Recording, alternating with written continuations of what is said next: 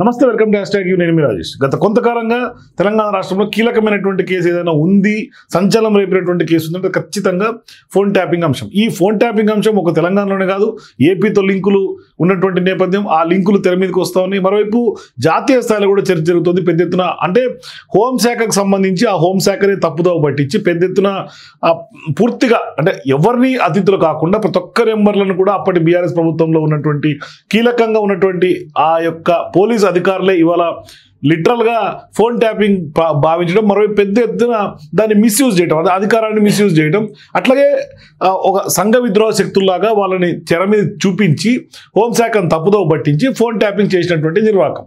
So ఈ క్రమం అంతా ఇటువంటి నేపథ్యంలో ఇప్పుడు సిట్ విచారణ వేగంగా తెలంగాణలో జరుగుతుంది. మరోవైపు పెద్ద ఎత్తున గత కొంతకాలంగా ఈ కేసుకు చాలా కీలకమైనటువంటి అంటే ఆరోపణలు ఎదుర్కొంటున్నటువంటి వ్యక్తి, గతంలో కీలకంగా ఇంటెలిజెన్స్ చీఫ్గా పనిచేసినటువంటి మాజీ ఐపీఎస్ అధికారి ప్రభాకర్ రావు.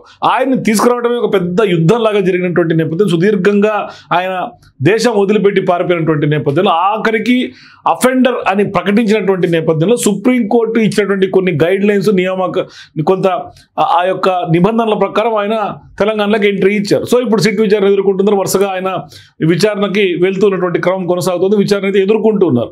ఇటువంటి తరుణంలో ఇప్పుడు మరొకసారి ఆయనకు ఉన్నటువంటి బెయిల్ క్యాన్సిల్ చేయాలనే పిటిషన్ ఇప్పటికే ప్రభుత్వం తరఫున సుప్రీంకోర్టులో ఫైల్ అయ్యింది. సో ఇప్పుడు ఆ వాదనలు జరుగుతున్నటువంటి క్రమంలో కీలకమైనటువంటి ఎపిసోడ్ ఒకటి తెర మీదకి వచ్చింది. ఫోన్ ట్యాపింగ్ అంశంలో ఒక రకంగా భారీ ట్విస్ట్గానే కనిపిస్తోంది. అంటే ఇప్పటికే పెద్ద ఎత్తున ఈ ఫోన్ ట్యాపింగ్ అంశంలో కొన్ని ఫోరెన్సిక్ సంబంధించినటువంటి యొక్క దర్యాప్తు, అట్లాగే ఫోరెన్సిక్ ఇచ్చే నివేదిక చాలా కీలకమైనటువంటిగా స్పష్టంగా చెప్పుకోవచ్చు. సో ఈ క్రమంలో ఇప్పుడు ఫోరెన్సిక్ నివేదికలో కూడా కీలకమైనటువంటి ఆధారాలు లభించాయని కూడా ఇప్పుడు సొలిసిటర్ జనరల్ తుషార్ మెహతా సుప్రీంకోర్టుకు తెలిపినటువంటి నేపథ్యం. అట్లాగే ఇప్పుడు ప్రభాకర్ రావుకు సంబంధించినటువంటి ముందస్తు బెయిల్ కూడా రద్దు చేయాలని కూడా తెలంగాణ ప్రభుత్వం సుప్రీంకోర్టుని ఆశ్రయించినటువంటి నేపథ్యం కూడా కొనసాగుతుంది. సో ఇప్పుడు ఈ పిటిషన్ల పైన కూడా తాజాగా జస్టిస్ బివి నాగరత్న, అట్లాగే జస్టిస్ మహదేవన్ సంబంధించినటువంటి ధర్మాసనం సుప్రీంకోర్టులో విచారణ జరిపింది.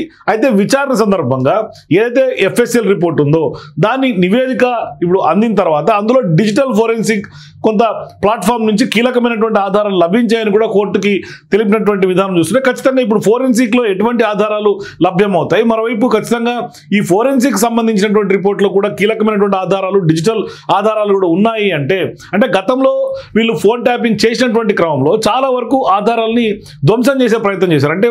అంటే ప్రభుత్వం ఎప్పుడైతే మారిపోతుంది అనుకున్నటువంటి సందర్భంగా వాళ్ళు పెద్ద ఎత్తున అప్పట్లో ఇజ్రాయెల్ నుంచి తీసుకొచ్చినటువంటి ఎక్విప్మెంట్ అంతా కూడా మూసీ పరివాహక నది ఒడ్డున, నదీ పరివాహంలో వాళ్ళంతా కూడా ధ్వంసం చేసినటువంటి పరిస్థితి. మరోవైపు అంటే దీనికి మొత్తం అంగీకరించినటువంటి నేపథ్యం రాధాకృష్ణరావు, ప్రభాకర్ రావు, ఇట్లా చాలా మంది ఈ ఫోన్ ట్యాపింగ్ లో ఇన్వాల్వ్ అయినటువంటి వాళ్ళు, భుజంగరావు, అయితే వీళ్ళందరూ కూడా యాక్సెప్ట్ చేశారు. వీళ్ళందరూ కూడా పై అధికారులు చెప్పినటువంటి దాని ప్రకారమే మేము ఫోన్ ట్యాపింగ్ ఇటువంటి ఎక్విప్మెంట్స్ చేసామని చెప్పారు. మరోవైపు ఎక్కడ ధ్వంసం చేశారో అక్కడ రెక్కి కూడా నిర్వహించారు.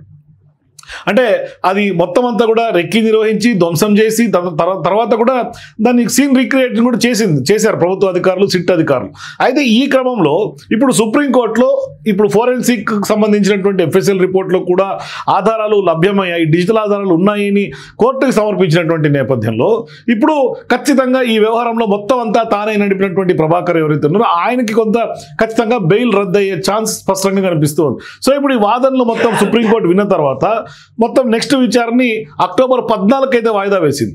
అయితే 14కి వాయిదా వేసినప్పటికీ కూడా స్పష్టమైనటువంటి ఆధారాలు కనుక ఇప్పుడు సుప్రీంకోర్టు ముందు ఎస్టాబ్లిష్ అయినాయి కాబట్టి ఖచ్చితంగా బెయిల్ క్యాన్సిల్ అయ్యే అవకాశాలు ఉంటాయి. అయితే ఇప్పుడు విచారణ సందర్భంగా ప్రభాకర్ రావు దర్యాప్తు కూడా సహకరించడం లేదని కూడా ప్రభుత్వం కోర్టుకు తీసుకెళ్లినటువంటి నేపథ్యం ఉంది. అంటే ఆయన ఇప్పటికి కూడా ప్రధానంగా ప్రభాకర్ రావు ఎందుకు దర్యాప్తు సహకరించట్లేదంటే మరి ఖచ్చితంగా సహకరించాలని కూడా ప్రభాకర్ రావుకి కోర్టు కొంత డైరెక్షన్స్ ఇచ్చినటువంటి నేపథ్యంలో మరి ఎందుకు సహకరించట్లేదంటే ఖచ్చితంగా ఆయన ఎవరు ఆదేశాలతోటి చేశారు అన్నది మాత్రం స్పష్టంగా చెప్పట్ల. గతంలో కేసీఆర్ ఒక సందర్భంగా ఇంటర్వ్యూలో చెప్పినటువంటి నేపథ్యంలో వాళ్ళు అధికారికంగా వాళ్ళు చేసే ఒక డ్యూటీలో భాగంగానే దాన్ని చేశారని ఆయన చెప్పారు. మరోవైపు ఎట్లా మీకు సమాచారం వచ్చిందని ఈరోజు మీకు డౌట్ రావట్లేదా, ఎందుకు మీరు ఆ దిశగా మీరు అడగట్లేదంటే వాళ్ళ డ్యూటీ ప్రకారం వాళ్ళు చేశారని చెప్పే ప్రయత్నం కేసీఆర్ చేశారు. కానీ ఎక్కడ కూడా పొలిటికల్గా దీన్ని అడ్మిట్ చేసినటువంటి నేపథ్యం లేదు. కానీ ఇవాళ ప్రభాకర్ రావు పదే మా ఉన్నతాధికారులు, మా పై అధికారులు చెప్తేనే మేము చేశామని చెప్పడం, మరోవైపు ఖచ్చితంగా ఫోన్ ట్యాపింగ్ జరిగింది ఉడికిందని ఇప్పటికే షర్మిల లాంటి వాళ్ళు, బండి సంజయ్ కేంద్ర మంత్రులు, అట్లాగే ఈటల రాజేంద్ర ఎంపీ, ఇట్లా చాలా మంది, అంటే ఎవరు అతిథులు కాదు, హైకోర్టు అడ్వకేట్లు, హైకోర్టు జడ్జిలు, టాలీవుడ్ ప్రముఖులు, రాజకీయవేత్తలు, ప్రతిపక్ష పార్టీ నాయకులు, అట్లాగే పెద్ద ఎత్తున కేంద్ర మంత్రులు, ఆఖరికి హోంశాఖ మంత్రి అయినటువంటి అమిత్ షాకు సంబంధించినటువంటి సంభాషణలు కూడా వాళ్ళు ట్యాప్ చేసి విన్నారు అంటే ఇంకా అర్థం చేసుకోవచ్చు. అంటే గతంలో ఎమ్మెల్యేల ఫామ్ హౌస్ కేసు ఎపిసోడ్ అయినా, లేదు అంటే మునుగోడు ఉప ఎన్నికలైనా, ఇట్లా అనేక సందర్భాల్లో ఈ యొక్క ఫోన్ ట్యాపింగ్ ద్వారా బీఆర్ఎస్ పార్టీ లబ్ధి పొందేకి ప్రయత్నం చేసింది, కొన్ని సందర్భాల్లో లబ్ధి కూడా పొందింది. మరి ఇప్పుడు ఖచ్చితంగా కేసుకు కూడా ప్రభాకర్ రావు సహకరించడం లేదు. ఆ వ్యవహారాలన్నీ ఇప్పుడు సుప్రీంకోర్టు దృష్టికి తీసుకెళ్లారు. మరోవైపు ఫోరెన్సిక్ రిపోర్ట్లో కూడా కీలకమైనటువంటి డిజిటల్ ఆధారాలు లభ్యమైనాయి. సో ఇటువంటి క్రమంలో ఇప్పుడు స్పష్టంగా బెయిల్ రద్దు చేయాలని తెలంగాణ ప్రభుత్వం కోరుతున్నటువంటి నేపథ్యంలో ఇప్పుడు మరి సుప్రీంకోర్టు ఎటువంటి డైరెక్షన్స్ ఇస్తుంది? మరి నిజంగానే ఖచ్చితంగా బెయిల్ కనుక రద్దు అయితే ప్రభాకర్ రావు ఖచ్చితంగా అదుపులోకి తీసుకొని మరీ విచారణ చేసే అవకాశాలు ఉంటాయి. అప్పుడైనా కనీసం ప్రభాకర్ రావు కొంత సహకరించి ఎవరు ఉన్నారు దీని వెనకాల, ఎవరు చేయమంటే చేశారు, ఏ విధంగా చేశారు, ఏంటి?